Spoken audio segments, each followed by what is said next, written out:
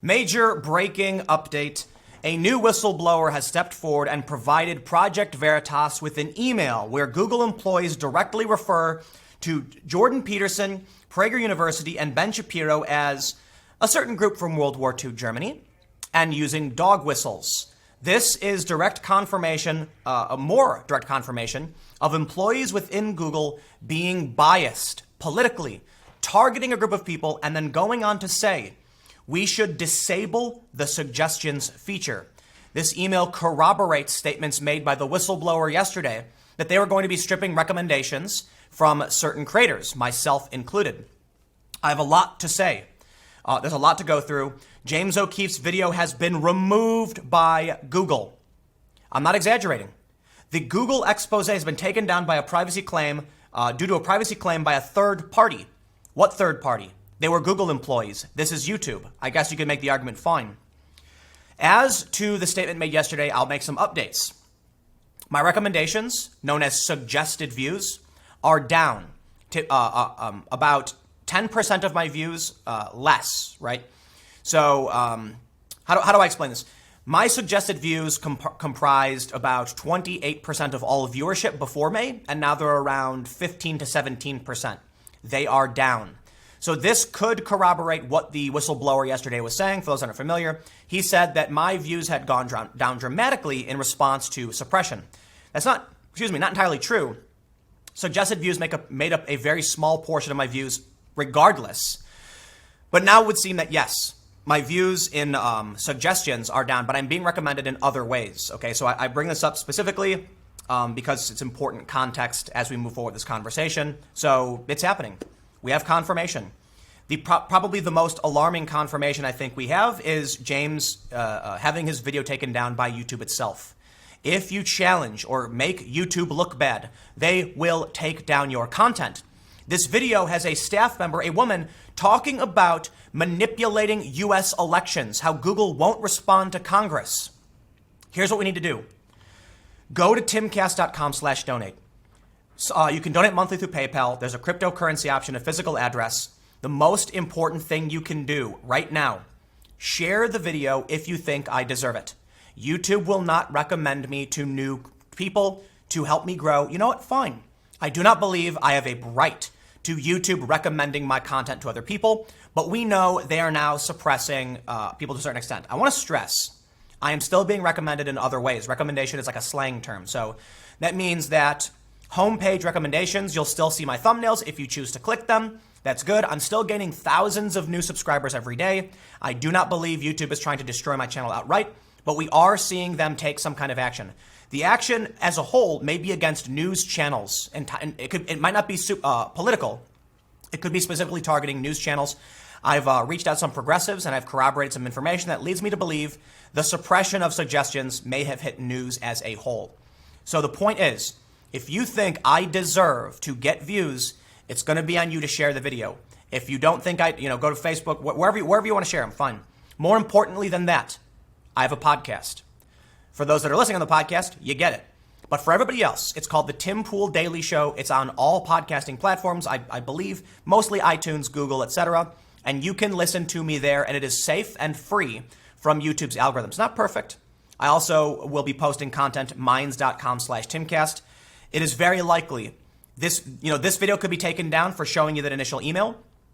My past video could be taken down. YouTube already took down my video on Pinterest.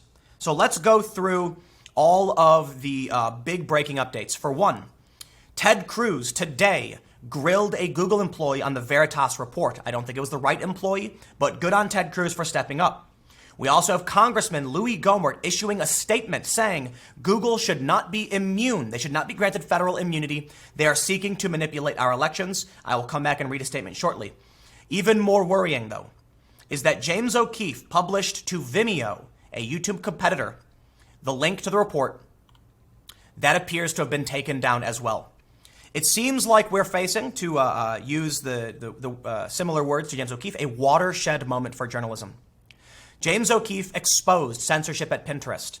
They reacted predictably. They reversed the censorship. But then something happened and they decided to double down. And then they just came out with a blanket statement saying they were banning this conservative group. Period. It seems from there has been an emboldening of censorship against conservatives. The initial email I showed you, they have called Jordan Peterson, Prager, Ben Shapiro, a certain faction from World War II, you know the N-word, a N-word, people are going to get mad at me, and then suggested taking away their suggestions. There's reasons why this is so important. For one, the woman in question, who was exposed by Veritas, issued a public statement on Medium. This is not how I expected my Monday to go. She talks about how here they don't take political affiliation into consideration. However, we have an email now confirming they do. Absolutely. And they falsely line people as a way to justify censorship. And they even went so far as to say, take away their suggestions. But more importantly, this individual said Meredith's suggestion. Okay, in the email, he says, why don't we go with Meredith's suggestion of taking away the suggested feature? That means other people within Google have made recommendations to strip recommendations from certain creators based on their politics, wrongly aligning them, of course. This woman, Jen Janai, has made herself now a public figure with this statement, so that's important. However, going back to the Vimeo issue, it looks like now we are seeing, as I mentioned earlier, an emboldening. They're just doing it. I think we are going to see massive moves made against big tech because we're seeing Elizabeth Warren, Maxine Waters, Ted Cruz, Louie Gohmert. We have bipartisan support now for some type of regulation. Maybe they won't be aligned, but they're calling it out. In fact, this woman at Google, in the expose that was taken down, said they should not be broken up because then smaller companies would be tasked with stopping a Trump situation and they don't have the resources. This was a woman at Google directly saying they want to interfere in the elections. So you know what? Elizabeth Warren is correct. In an op-ed published in the New York Times recently, Cory Doctorow, a science fiction writer, said it's a hypothetical future. And he said stripping away the immunity is not the right answer. We need to break them up to create a diverse and robust internet. I believe he may be right. It creates more market competition. And you need to recognize that YouTube is one element within Google, but it's like 5 or 6 different kinds of companies. They host videos for you. They market videos for you. They sell ads for you. They buy ads from advertisers. They do multiple different tasks all rolled into one company. Perhaps that should be broken up. Gmail, GDocs, Google, Alphabet, all of these companies have a disproportionate amount of control over the public forum, the comments, our information. And yes, if they choose to manipulate elections, they can. And we are now, I'm going to say it one more time, confirmation, a leaked email, a whistleblower, and statements from from Google employees. This is happening. I think the most important thing to consider is taking down James O'Keefe's video should remove all doubt. Of course, we've understood this for a long time. There's been circumstantial evidence. But before Pinterest, it was, well, maybe the moderation is just because they violated policies. You'd have people say, hey, they're private platforms. They can do what they want. Okay, that argument is gone. Pinterest stepped forward and said, you know what? Wipe them out. Banned several people and said, we're just going to do it. We're just going to do it. There was still some arguing.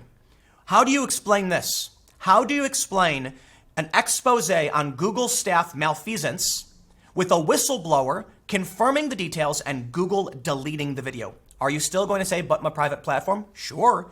I guess Google's under no obligation to host video that makes them look bad. But then understand how dangerous it is that YouTube has a monopoly on video hosting, period. There are other places to go. Minds.com, for instance, BitChute, and I will once again stress, in no uncertain terms, I have this content is all available on a podcast, okay? You can get it on other platforms. It's still Apple and Google for the most part, but there are some other services I use.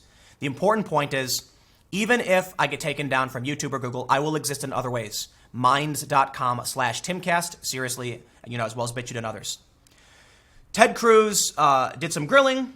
I want to move on to Louie Gohmert's statement as well. He referenced Veritas, which is, good on him. I think we need to see more, but good on him for bringing this up immediately right when the report broke and challenging someone at Google. The statement issued by Louie Gohmert is also good, but we'll get to the point of Section 230 moving from here. He responded to the undercover video, which has since been deleted from YouTube, removing all doubt as to their censorship policies. and the email now leaked from Veritas. Removing all doubt, they are targeting people for their politics. They are lying about them. They are smearing and slandering them in private. This is libel. And then they strip away access to the platform for political reasons. Louie Gohmert says, this video shows Google's biases are now a threat to a free and fair election, all while they hide behind the immunity given by Congress years ago when they were supposed to be a simple town square, where everyone's voice could be heard without biased results. In fact, Google references a significant role they see themselves fulfilling in the 2020 elections. This discovery should set off alarm bells throughout the country. It is no secret that Google has a political agenda. Multiple brave tech insiders have stepped forward and exposed Google's censorship of content and specialized algorithms. This media giant's social narrative should distress all Americans who value a free and open society. Google should not be deciding whether content is important or trivial, and they most assuredly should not be meddling in our election process. They need their immunity stripped and to be properly pursued by class action lawsuits by those they have knowingly harmed. Interestingly, my suggested views are down. Does that include me? I don't know. My channel is doing really well. Everything's been great. Subs are up, views are up. I can't complain. I'm certainly concerned about manipulating our elections. But whether or not, let's break this up into a few different important discussions. I do not believe YouTube is required to promote my content for me. I'll ask you to do that. As I said earlier, if you think this content deserves to be seen, share it on social media. If you're not willing to do that, then I don't deserve to have anyone listen to what I say. If one person says, I am not going to share your content, well, then so be it. This is the marketplace. This is how business works. If I opened a pizza shop and nobody told their friends I had good pizza, well, maybe I should make better pizza. But I will recognize that as a monopoly, they are dominating the market and making it much more difficult for competitors. They're buying up competitors. They're suppressing competitors. I'm talking about big tech in general. And thus, there is now a problem if they aren't going to suggest fairly. While I can rely on suggestions from you guys and shares, we're going up against the Google machine, which is going to be recommending biased content. Now, let's make bring up another really important point, which was brought up by Ted Cruz. He asked, to this woman at Google, do you know how much money Google employees, donated to Hillary Clinton? It was like over $1 million, like $1.3 million. I'm getting the number wrong, but something like that. A not unsubstantial amount, a lot of money. How many Google employees donated to Trump? I'm sorry, how much money from Google employees made its way to Trump? The answer is 0. The bias exists. We have the emails, we have the employee statements, but I want to stress, please understand me when I say, YouTube taking down Veritas' video. I don't care if you don't like them. I don't care if you don't trust them. This was information exposing malfeasance at a massive international corporation with no allegiance to the U.S. that is imposing its will on the U.S. and then deleted a critic from its platform. Fine, it's their platform. But that means because they've dominated the ad space, the ad market, they have destroyed independent and local journalism. They will not allow you to challenge their power, period. Local journalists have been screaming for a while that Google has harmed them. It's true. Google and Facebook have dominated the ad market. Now, I'm not going to blame them necessarily. It's technological advancement. But this means they do need to be broken up if they're going to be censoring this stuff. If they want to act like the arbiters of truth, which they claim to be, if this woman, she says explicitly, Trump voters do not agree with my view of fairness, too bad. I'm adding the too bad part. She said that and then goes on to express that basically it doesn't matter. We're going to do this anyway. She says they're going to reject congressional hearings. They're not going to change their mind and they reject being broken up. This is authoritarianism. This is technocratic authoritarianism. And at some point, we need to break them up. Elizabeth Warren agrees. We now need some people on the right, which I'm sure there's a lot of that agree. Antitrust action, plain and simple. So I'll move on now and highlight just a few other things. For one of the things that worries me greatly. Washington Times. Project Veritas video targeting Google pulled by YouTube after privacy complaints. Well, as I stated earlier, whose privacy complaint? That woman? She works for Google. They called it a third-party complaint. Sure, I guess. Her acting as an individual, fine. But here's the thing. Do a search for news articles about this. You'll find the Washington Times. You'll find conservative outlets. Will you find the New York Times? Will you find Vox or BuzzFeed? At least for now, the answer is no. I haven't found any of them to be reporting on this. There was one New York Times employee, Charlie Warzel, I believe, who tweeted about this and said, This is just algorithmic bias, correcting. They're wrong. It's not political bias. A woman on camera at Google saying we're going to prevent a Trump situation, essentially saying something to that effect. He says it's not political bias. I got to say, it's really alarming. It's very worrying that we're seeing two worlds being created. As Scott Adams said, same screen, two different movies. The media on the left will not cover this. Maybe they will. I don't want to say they absolutely won't. The story has gotten so big, it may now break out into the open. I saw the Daily Beast published a story on the Google employee's statement, but not the actual expose. This is how the game will be played. All that matters is that you have a media that is complicit in defending big tech. Look, Elizabeth Warren called him out. Ocasio-Cortez called out the big tech surveillance. It's a bipartisan issue, but the media is doubling down.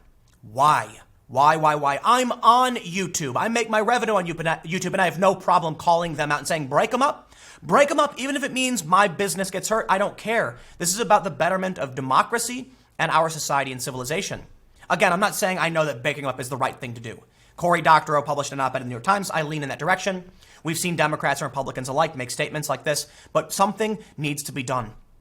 When I went on Joe Rogan podcast with Jack Dorsey, we had an interesting conversation about how they were dominating the public town square, the Commons. But we're at a point now where, plain and simple, you challenge them, you will be banned. Period.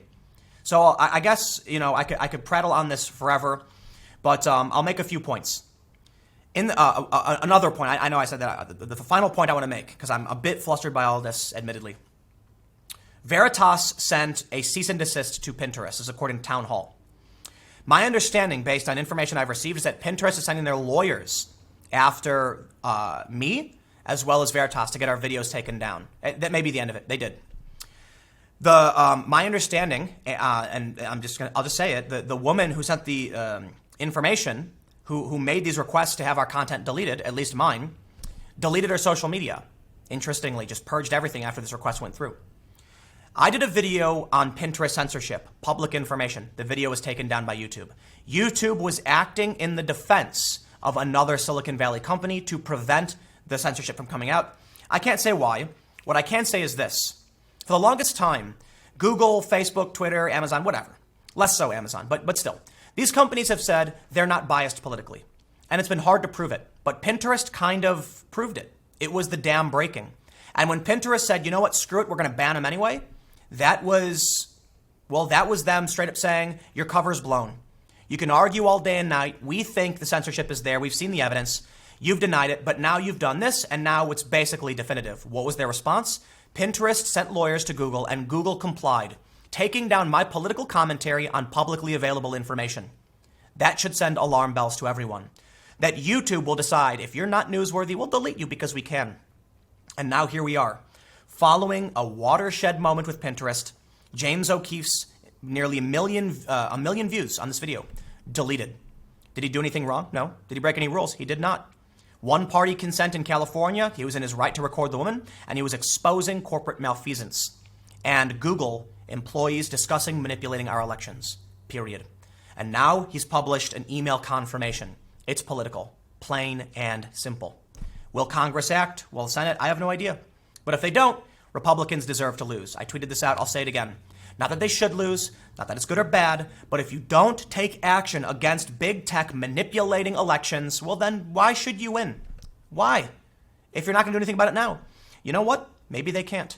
Maybe it's too late. Maybe Google is doing this now because they know they'll get away with it. Because the fourth estate, the media in this country, isn't going to bring this up. They're not going to say it's disconcerting that a company that's monopolized the video space is now suppressing political commentary and deleting things that are damaging to them, exposing their corruption. No one will say it. So you can find me on my podcast. And seriously, listen to me there. Every day around 6:30, I publish all of my videos as an hour-and-a-half long podcast. You press play. Usually my main channel video starts first, and then it goes through the 5 other videos from my second channel. I don't know how long I'll be on YouTube. I do know this. Over at Subverse, which now has an independent crew producing, I'm no longer hosting the videos. It's become a life of its own. You will not find political opinion for the most part.